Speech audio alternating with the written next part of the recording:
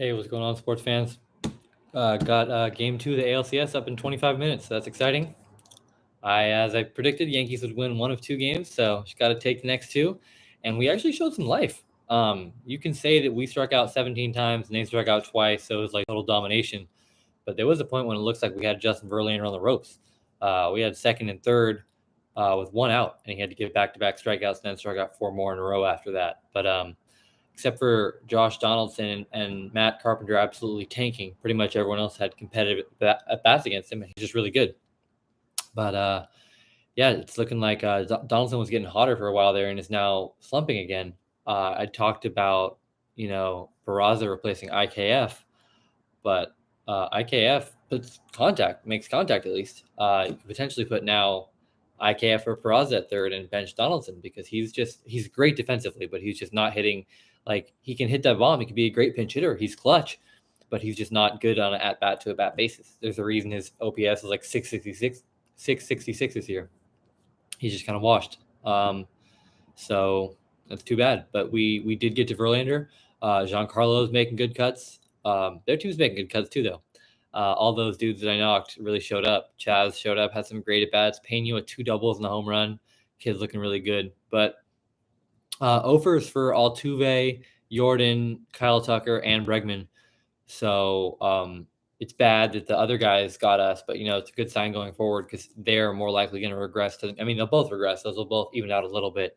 But the fact that we have the ability to get Bregman, Altuve, Tucker, Jordan out without the second lefty is good news. And speaking of the second lefty, that is one thing I'm a little disappointed with seeing how bad our hitters have been. Carpenter struggling, Donaldson struggling, like the pinch hitting, like they're like in there for their bat. You can't pinch hit for them. So I really think it would be nice to have one more pitcher on the roster. They definitely have an advantage there.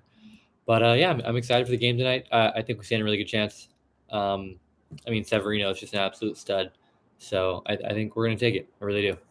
Should be fun. And I know the box score says we got trounced in that game, but it was a good momentum for a while there. So totally happy with how they competed. And people were questioning him for putting in Clark Schmidt. Don't love it. Some people were saying should have put Herman in. How Miguel Castro looked at the end of the game. He was throwing BB 6'7", throwing 96 and 98. Like, dude's filthy.